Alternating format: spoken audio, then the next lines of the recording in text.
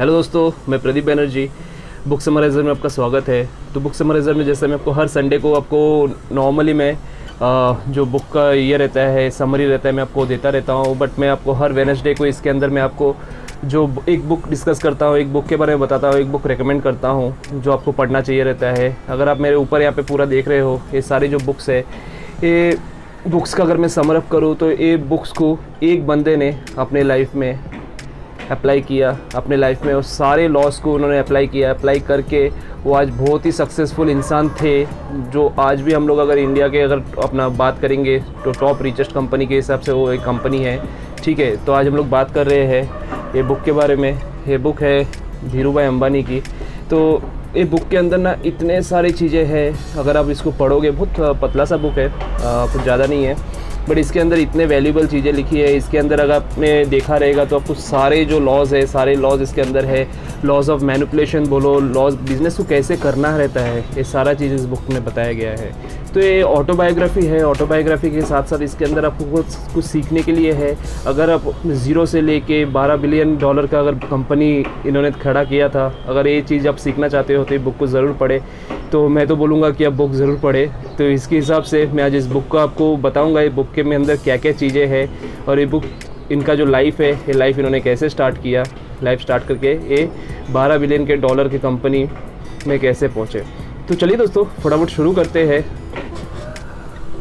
अगर मैं आपको बात करूं कि धीरू भाई अंबानी जो थे, वो जूनागढ़ में उनका अपना रहने का था। जूनागढ़ में उन्होंने पढ़ाई भी इन्होंने बहुत मात्र 10th तक किया। इनके जो फादर थे बहुत ही स्ट्रिक्ट थे, वो अपना एक स्कूल मास्टर थे, जो टीचर बोल सकते हैं हम लोग, वो थे। तो इनकी मॉम भी हाउसवाइफ थी, और इनके जो भाई थे तो वो भी नॉर्मली थे। ठीक है, तो इन्होंने काम शुरू किया तो अपने स्कूल के टाइम से ही उन्होंने कुछ अपना होलसेलर से थोड़ा बहुत चीज़ें ले लेते थे या रास्ते में बेच देते थे। जैसा इसके अंदर एक उनका कहानी है कि उन्होंने एक अपना ट्रेडर से उन्होंने एक अपना ऑयल का ये ख़रीदा, अपना गैलन ख़रीदा उनके सेविंग से, और उसको रास्ते में बैठ के उन्होंने बेच के जो प्रॉफिट आया वो अपना सेविंग उन्होंने खुद के पास रख लिया, और अपना जो प्रॉफिट था उसने माँ को दे दिया घर के लिए। तो इसके अंदर ना एक चीज़ हमें इसके अंदर समझने के लिए आता है। तो अगर मैं बोलूँ, अपना जो कैपिटल होता है, कैपिटल को कभी भी लॉस में मत डालो। कैपिटल हमेशा आप रिकवर करो, उसके बाद बाकी का जो प्रॉफिट रहता है उसको आप यूटिलाइज़ करो।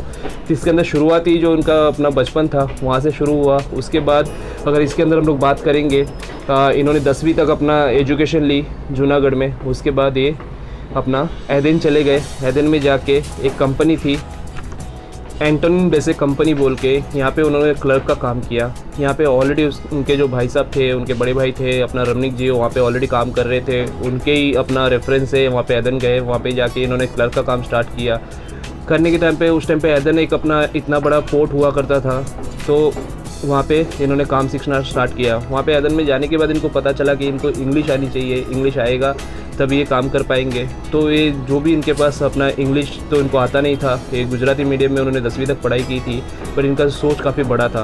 तो इसके हिसाब से उन्होंने क्या किया, जो वहाँ के लोग होते हैं उनसे इंग्लिश में उन्होंने बात करना स्टार्ट किया। बात करने से करते जो बोलते हैं ना हम लोग, अपना जो थियोरिकल नॉलेज से ज़्यादा प्रैक्टिकल नॉलेज हमें काम आता है। तो इसके अंदर सेम उन्होंने एक चीज़ अप्लाई किया कि इन्होंने जो है अपना इंग्लिश सीखना स्टार्ट किया। सीखते सीखते वो वहाँ पे इंग्लिश बोलने लगे। उसके बाद यहाँ पे एदेन में अपना उस कंपनी में वो काम करते जैसे उनके भाई रमनिक जी थे, वो मैकेनिकल अपना डिपार्टमेंट थे, बट ये अपना उसके आगे जाके जो सेल पेट्रोलियम है उसके अंदर इनको पद मिला, वहाँ पे वो काम करने लगे। इसके अंदर वो कंपनी के जो ट्रेडिंग पूरा ही देखते थे, सेल से लेके, परचेस से लेके, डिस्ट्रीब्यूशन से लेके, मार्केटिंग से लेके, सारा चीज़ अपना हैंडल करते उनको इतनी अच्छी तरह से उस चीज़ की नॉलेज मिल गई पेट्रोलियम के अंदर। उसके बाद उन्होंने जो पोर्ट से जो मटेरियल आता था, वो मटेरियल का भी इन्होंने अपना समझ लिया कैसे आता है, कैसे उसको लेना रहता है, कैसे वहाँ से पोर्ट से आपको मटेरियल रिलीज़ करना रहता है। एक्चुअली ये जो कंपनी था इसके अंदर उनको मतलब जो भी उनके एम्प्लॉयज़ होते थे वो खुद का कुछ काम नहीं कर सकते, उनके कॉन्ट्रैक्ट में लिखा हुआ था। बट वो फिर भी इसके अंदर उसके भाई ने भी इसको मना किया कि आप ऐसा कुछ ना करें। फिर भी उन्होंने जो एदेन के जो अपना शॉप ट्रेडर्स थे उनसे बात करने के बाद उन्होंने उनको दिलासा दिया कि आप मुझे पैसे दो, इसके अंदर से जो प्रॉफिट होगा वो मैं हम लोग साथ में बांट लेंगे, जो लॉस होगा वो सिर्फ मेरा होगा। ऐसा बोल के उन्होंने वहाँ से काम स्टार्ट किया। काम स्टार्ट करके वहाँ पे वो जॉब भी करते थे, साथ साथ में छोटा सा बिजनेस करते थे। साथ साथ में उनको उधर थोड़ा सा सक्सेस मिला, वहाँ पे उन्होंने थोड़ा पैसा उन्होंने इकट्ठा किया। इकट्ठा करने के बाद फिर वो अपना काम करने लगे, वहाँ पे जॉब भी करने लगे। इसी बीच में उनके ऊपर एक अपना केस हो गया, केस होने से वो अपना जेल चले गए। फिर वहाँ पे उन्होंने सारा जो पैसा था उसके अंदर दे के और वो अपना वहाँ से ही अपना वापस आए। वापस आके इसी टाइम पे उनका 1951 में उनका जो डैड थे उनका डेथ हो गया। उसके बाद वापस से वो अपना एदन गए। एदन में जाके उन्होंने उसी कंपनी में थोड़ा टाइम और काम किया। काम करने के बाद यहाँ पे उस टाइम पे जो रियाज होता था, रियाल अपना सिल्वर का बना होता था, तो क्या करते थे, अपना इनलीगल था बट वहाँ पे उसको लेते थे, लेके उसको मेल्ट करते थे और लंदन मार्केट में बेचते थे, जिसका काफ़ी लंदन मार्केट में उस टाइम पर सिल्वर का काफ़ी अच्छा अपना ये मिलता था। तो ये करते करते उन्होंने अच्छा खासा पैसा जमा कर दिया। फिर भी इनलीगल होने की वजह से उनके ऊपर प्रॉब्लम आई, तो फिर उन्होंने बंद कर दिया। बंद करने के बाद अपना उसके बाद 54 में अपना वापस से आए। वापस से उनका जो शादी था अपना कोकिला बेन से, वो शादी हो गया। वापस से अपना एदन चले गए, वहाँ पे काम करने के लिए उन्होंने स्टार्ट किया। फिर इसके बाद ना 1957 में यहाँ पे जो ब्रिटिश रूल आ गया एदन के अंदर, तो यहाँ पे जो भी चीज़ थे, तो वहाँ पे जो भी इंडियंस थे, जो भी अपना एशियंस थे, उनको या तो आप अपना लंदन में आप जा सकते हो या तो आप अपना रिटर्न इंडिया आ सकते हो। तो यहाँ पे काफ़ी लोग अपना वहाँ से माइग्रेट होकर लंदन चले गए, क्योंकि अपना ब्रिटिश का रूल था। तो वहाँ पे लंदन में जाके इन्होंने भी ऐसे ही सोचा कि लंदन के अंदर हम लोग इसके अंदर एक शॉप लेंगे, वहाँ से मैं अपना बिज़नेस करूँगा। तो इन्होंने भी ये सोचा था। बट उसी टाइम पे जो हमारा इंडिया उस टाइम पे इंडिपेंडेंट हुआ था और उस टाइम पे इंडिया डेवलप कर रहा था, तो इस टाइम पे हमारे जो अपना 1958 में जो जवाहरलाल नेहरू थे, उन्होंने 10 करोड़ का 5 ईयर का एक प्लान उन्होंने लॉन्च किया कि जो भी अपना यहाँ पे बिज़नेस करना चाहते हैं, तो ये 5 साल के अंदर हम लोग उसको ये सब्सिडी देंगे, ये चीज़ें देंगे बोल के। तो उनको इंडिया के अंदर अपॉर्चुनिटी दिखा, वो रिटर्न इंडिया आ गए। तो जब वो इंडिया आए थे, उन्होंने जो इतने टाइम से काम किया था उसमें से उन्होंने जो सेविंग किया था, दैट इज़ अराउंड 50,000 रुपीज़ उन्होंने सेविंग किया। 50,000 सेविंग करने के बाद वो इंडिया आ गए। इंडिया आने के बाद वो 50,000 में से उन्होंने पहला जो स्टार्ट किया उन्होंने मसाले का जो काम था वो स्टार्ट किया। मसाला वो लेके आते थे, मसाले को पीसते थे, फिर जाके जो छोटे छोटे दुकान वाले होते हैं, ट्रेडर्स होते हैं, उनको बेचते थे। फिर उन्होंने उसको होलसेल करने के लगे। ऐसा करते करते उन्होंने थोड़ा टाइम अपना मसाले में निकाला। मसाले में निकालने के बाद उन्होंने जो अपना पहला जो एंटरप्रेन्योरशिप का जो अपना ये चालू किया, जो उनका अपना पहला जो ये चालू किया, उनका जो पहला कंपनी था रिलायंस अपना कमर्शियल कॉरपोरेशन बोल के। इसके अंदर वो अपना जो यार्न्स होते हैं, जो सूत होता है, उसके ऊपर वो काम करने लगे। तो यहाँ पे उनको पता चला कि जैसा लायलॉन का तो यहाँ पे अपना एक फैक्ट्री है इंडिया में, पॉलिस्टर का कोई फैक्ट्री नहीं है। पॉलिस्टर क्या होता है, तो उस टाइम पे ना बहुत अपना जो स्मगलिंग करके लोग लेके आते थे, फिर उसके अंदर अपना वो उसको बेचते थे इनलीगल तरीके से, जो गवर्नमेंट उसको अलाउ नहीं करती थी। तो इन्होंने ये चीज़ को देखा और उनको इस पे अपॉर्चुनिटी दिखा, तो उन्होंने पहला अपना खुद का वहाँ पे एक्सपोर्ट लाइसेंस निकाला। एक्सपोर्ट लाइसेंस निकाल के वो लीगली वो चीज़ को एक्सपोर्ट करने लगे। एक्सपोर्ट करने के बाद वहाँ पे अपना वो बेचते थे। तो थोड़े टाइम के अंदर वो जो अपना पायदुनी जो एरिया है, वहाँ पे उनका जो एक काम है, एक अच्छा नाम होने लगा, चलने लगा। ठीक है, उसके बाद ही अपना इनका के अंदर उनके जो अपना पार्टनर थे, जो उनके कज़न भी है चंपकलाल दमानी, उनके साथ थोड़ा खिटपिट हो गया। क्योंकि अपना इनका कैसा रहता था, धीरू भाई साहब का ऐसा रहता था कि वो अपना इंपोर्ट करते थे, इंपोर्ट करके वो अपने पास स्टोर करके रखते थे। जब इसका मार्केट हाई जाता था, मार्केट में अच्छा रेट आता था, उस टाइम पे अपना ये चीज़ को बेचते थे। बट इसके अंदर जो चंपकलाल बोलते थे, आप इतना टाइम तक स्टॉक इसको इन्वेंट्री करके रखते हो तो इससे हमारा लॉस होता है। तो इस चीज़ के खिटपिट की वजह से जो चंपकलाल का ये था, उनका पार्टनरशिप था, टूट गया। तो उस टाइम पर जो रिलायंस के लिए उन्होंने जो चंपकलाल का पार्टनरशिप था, उन्होंने 6 लाख रुपये दिया था इन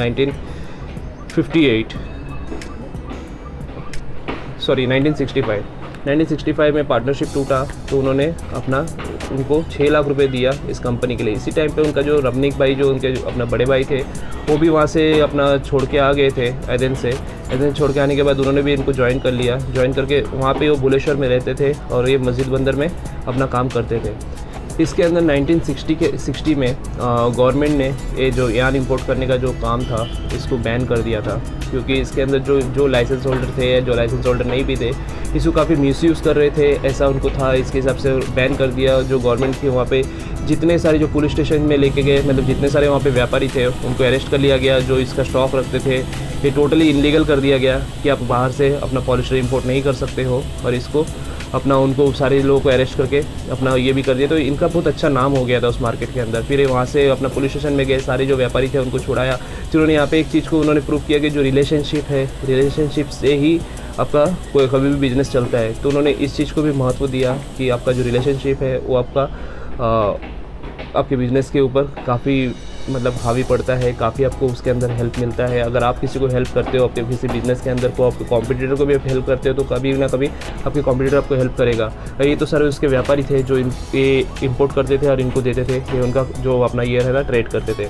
तो इसके अंदर फिर उसके बाद उन्होंने ये होने के बाद 1967 में उन्होंने नरोडा में, गुजरात के अंदर अहमदाबाद के पास एक छोटा सा उन्होंने फैक्ट्री खोला जहाँ पे वो अपना सूट बनाते थे और पॉलिस्टर बनाते थे। तो वहाँ पे एक्चुअली जो ग्रीन जोन बोलते हैं हम लोग, किसान का जगह रहता है, उन्होंने 10,000 स्क्वायर फुट का एक जगह लिया। जगह लेने के बाद उन्होंने 4 मशीन इंपोर्ट कराए। 4 मशीन इंपोर्ट करा के वो काम स्टार्ट किया। उन्होंने स्टार्ट करने के बाद उनके पास लोग नहीं थे या कोई भी उसको अपना नॉलेजेबल नहीं था, बट इनका जो विज़न था, विज़न इनका क्लियर था। तो इसके बाद उन्होंने जो उसके जो ऐदन में जो उनके कोलिग्स थे, तो वो भी ब्रिटिश के जो रूल से परेशान हो गए थे, तो वो भी अपना इंडिया आना चाहते थे। तो उनमें से अपना उन्होंने जो कोलिग्स थे उनको बुला लिया, बुला के अपना उसके अंदर ही वो जो छोटा सा फैक्ट्री था उसके अंदर ही वो लोग सब काम करने लगे। उस पूरे फैक्ट्री के अंदर कुल जो अपना लोग थे सब मिला के 20 लोग हुआ करते थे। वो 20 लोग ही अपना इसके अंदर काम करते थे और 20 लोग ही उसको प्रोडक्शन बनाते भी थे और प्रोडक्शन आगे भी करते थे। इसके बाद उन्होंने जब अपना पहला कपड़ा बनाया, उसको उनको सेल करने के लिए काफ़ी कॉम्प्लिकेशन आए, बट फिर भी उन्होंने इस चीज़ को करते रहे। बट इसको करते करते उन्होंने 1967 के अंदर ये जो अपना जो उनका प्रोडक्ट है वो इस्टेब्लिश हो गया। इसके अंदर उनका जो पूरा के पूरा जो ये था ना, वो बहुत फैमिलियर एकदम रहता था। उनका जो एम्प्लॉय का जो रिलेशनशिप बोलते हैं तो बहुत फैमिलियर होता था। इसके अंदर ऐसा कुछ नहीं है कि कोई एम्प्लॉय होगा, कोई अपना एम्प्लॉयर होगा तो एम्प्लॉयर अगर रूल करेगा और एम्प्लॉय काम करेगा, ऐसा नहीं था। वो एकदम फैमिलियर था। वो भी साथ में उनके साथ उस फैक्ट्री में ही रहते थे। रह के उन्होंने काम को अपना आगे बढ़ाया। आगे बढ़ाने के बाद इन्होंने ये मिल को ऑलमोस्ट अपना इसके अंदर जो उनका एम्प्लॉयज़ थे उनका अपना किसी को प्रॉपर्ली नॉलेज ना होने के कारण ऑलमोस्ट अपना जो ये था ये बंद होने के कगार में आ गया। पर किसी ने हार नहीं मानी, सब रेगुलर मेहनत करते रहे। करते जो पहला साल निकल गया उसके अंदर कुछ उनको खास मुनाफा हुआ नहीं, बट दूसरे साल के अंदर जब उनका जो सेल जो टोटल टर्नओवर था उस फैक्ट्री का, वो टर्नओवर हुआ 90 लाख रुपीज़ इन 1967। तो उसमें से जो 13 लाख रुपए का उनका प्रॉफिट था पूरे साल का, तो उस टाइम पे उनको एक अपना बोलते हैं ना एक बूस्टअप मिल गया। उनको पता चल गया कि काम कैसे करना है, उनको नॉलेज मिल गया कपड़े कैसे बनाने हैं। तो उन्होंने इसको करते रहे। करते 10 साल के अंदर जो रिलायंस मैन्युफैक्चरर है, इसका जो टोटल जो ये था टर्नओवर था ये 680 मिलियन हो गया। और उसका जो अपना टोटल जो उनका प्रॉफिट था वो प्रॉफिट 105 मिलियन हो गया। तो एक 10 साल के अंदर एक कंपनी यहाँ से लेके वहाँ तक जंप कर दिया। 1975 में वर्ल्ड बैंक रिकॉग्नाइज़ किया, नरोडा मिल के नाम से उसको जाना जाता था। तो उनको अपना जो धीरू भाई जी को एक अपना अवार्ड से सम्मानित किया गया, excellent even by develop country standard बोल के। एक कंट्री स्टैंडर्ड का जो अपना अवार्ड था ये वर्ल्ड बैंक ने इनको दिया था कि इन्होंने ये चीज़ को अचीव किया। उसके 2 साल के बाद जो रिलायंस था, रिलायंस अपना कॉरपोरेशन, इसको उन्होंने पब्लिक कर दी। इसके अंदर से उन्होंने अपना शेयर्स बेचने लगे। अपना इसको पब्लिक लिमिटेड किया इन्होंने एक कंपनी को, और इसका शेयर्स बेचने लगे। ये कंपनी एकदम नया था, इसको कोई जानता नहीं था, फिर भी लोग इसके अंदर जो उनका जो कम्युनिटी था, गुजराती कम्युनिटी और साथ में मुंबई के जो ये थे, इन्होंने अपना इसके अंदर इन्वेस्ट करने लगे। और इन्वेस्ट करते अपना 2 साल के अंदर ही इसके अंदर ना 30,000 से ज़्यादा इन्वेस्टर बन गए इस कंपनी में। तो कंपनी के पास बहुत बड़ा एक पैसा आ गया, बहुत बड़ा बूस्ट आ गया। तो ये कंपनी ने इसके बाद 1979 में ये जो है 2,30,000 के स्क्वायर फीट का 5,000 स्टाफ के साथ अपना बेस्ट मशीन्स के साथ इन्होंने आर्टिफिशियल फाइबर पर्टिकुलर अपना मशीन अपना पॉलिस्टर का अपना उन्होंने फैक्ट्री डाला। एक करते उन्होंने एक ब्रांड बनाया। ब्रांड का नाम था विमल, जो शायद से आज भी हम लोग पहनते हैं, आज भी हम लोग देखते हैं कि विमल का कपड़ा। तो विमल का इनका खुद का ब्रांड था। इन्होंने ब्रांड को इन्वेंट किया।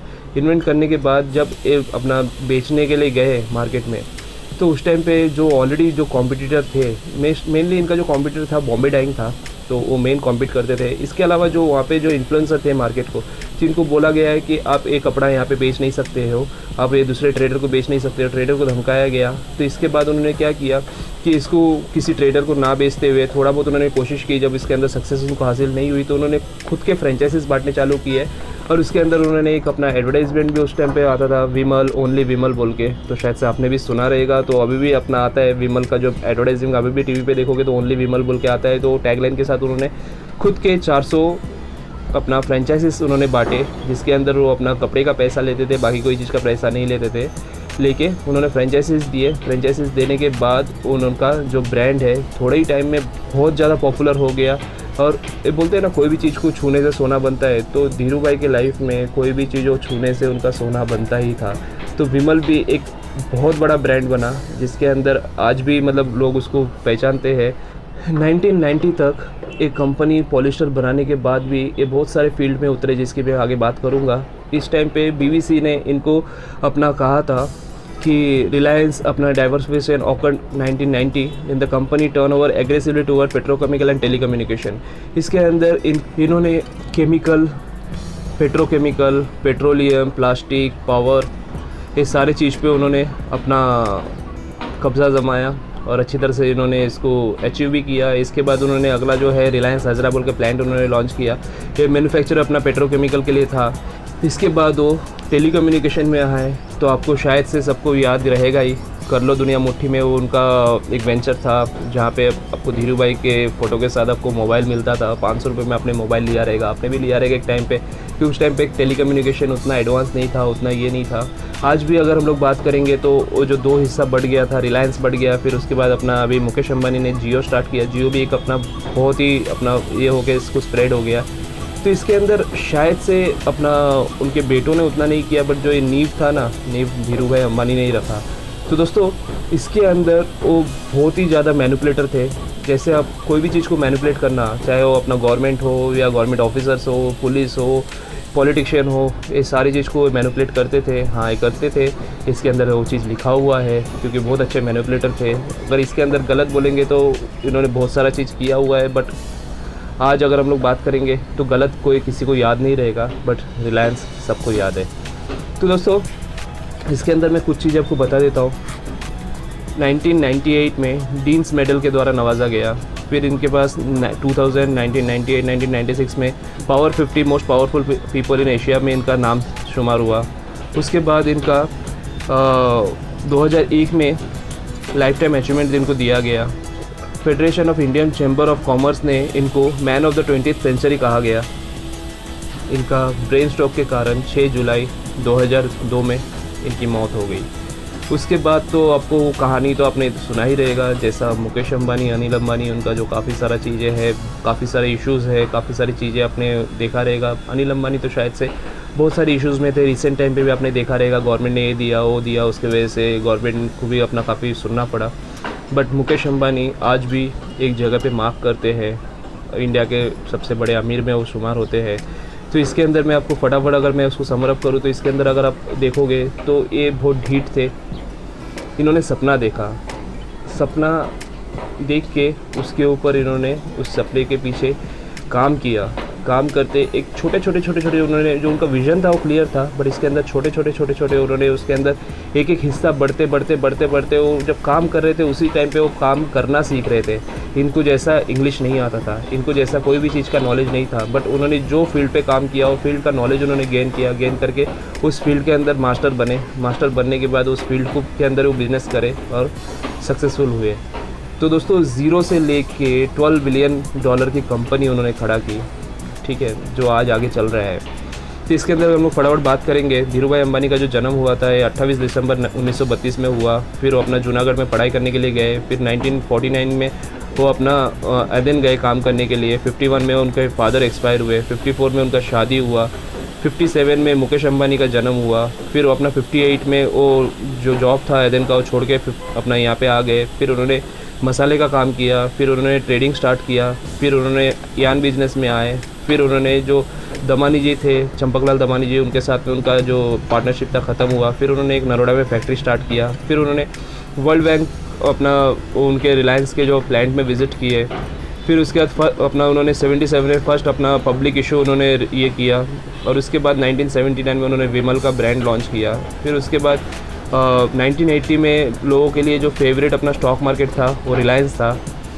उसके बाद 1982 में राइट इशू ऑफ रिलायंस बोल के उन्होंने इशूज़ अपने उसके अंदर ये किए। उसके बाद उनका जो बिज़नेस राइवलरी था, जो हम लोग बोलेंगे नुस्ली वाडिया जो बॉम्बे डाइंग है, उनको उन्होंने मात दी। तो इसके अंदर ये सारा चीज़ जो है ना, इनका जो अपना स्टॉक भी जो बिका, ये अपने आप में एक इंडिया का रिकॉर्ड है। तो दोस्तों, एक छोटे से बुक में ना आपको बहुत कुछ जानने के लिए मिलेगा, तो आप ये बुक ज़रूर पढ़ें, ठीक है। ये बुक का आपको शायद से टोटल 65 पन्ने हैं, बट 65 पन्ने में ना आपको इतनी सारी जानकारी मिल जाएगी जो शायद से आपको, जब मैंने शुरुआत में आपको जो बुक्स बताए ना, वो सारी चीज़ों में मिले। वो सारे बुक्स में आपको बताते हैं कैसे करना है, और इन्होंने वो चीज़ करके दिखाया। तो दोस्तों, ये था एक अपना धीरू भाई अंबानी का एक ऑटोबायोग्राफी जो मैं आपको कहना चाहता था। तो होप आपको वीडियो पसंद आया रहेगा। अगर वीडियो पसंद आया तो प्लीज़ इस चैनल को सब्सक्राइब कर दे। चैनल नया है, आपकी लाइक की ज़रूरत है, आपकी सब्सक्राइब की ज़रूरत है। तो इसके आगे मैं ऐसे ही आपको वीडियोस लाता रहूँगा, ऐसे ही आपको बुक्स के बारे में मैं बताता रहूँगा। जो बुक्स होते हैं, ये बुक्स हमें नॉलेज देती है, बुक्स हमें सीखने के लिए अपना ये करता है। क्या होता है मैं आपको बताऊँगा, शायद सब सुन लोगे, उसके बाद आप भूल जाओगे, बट जब इसको पढ़ोगे तो ये आपको काफ़ी समय तक आपके दिमाग में रहता है। और पढ़ने के बाद इसको खाली पढ़ के अपने पास ना रखें। जैसे मैंने पढ़ा, मैंने आपको बताया, तो क्या होता है जब हम लोग सेम चीज़ को डिस्कस करते हैं, सेम चीज़ को बात करते हैं, तो वो चीज़ हमारे दिमाग में स्टोर कर जाता है। तो दोस्तों, बुक डिस्कशन में इतना ही था। तो वापस से मैं संडे को आपको मिलूँगा तो नए बुक समरी के साथ। तो अगर आपको कोई भी पर्टिकुलर इस बुक में से कोई भी बुक का समरी चाहिए रहेगा तो आप मुझे बता दीजिएगा, मैं बुक का समरी दे दूँगा। इसके अलावा भी कोई बुक का समरी चाहिए रहेगा तो आप मुझे बता दीजिएगा, मैं बुक समरी दूँगा। तब तक के लिए धन्यवाद। आप अपना ख्याल रखें। मेरा अंतिम वर्ड होता है, सीखते रहिए, सिखाते रहिए, जहाँ पे भी रहिए खुश रहिए। अंतिम में धन्यवाद। किताबें इंसान की सबसे अच्छी दोस्त होती हैं, हमेशा साथ देती हैं। ना ये डिमांड करती है, ना कंप्लेंट, बस साथ देती है।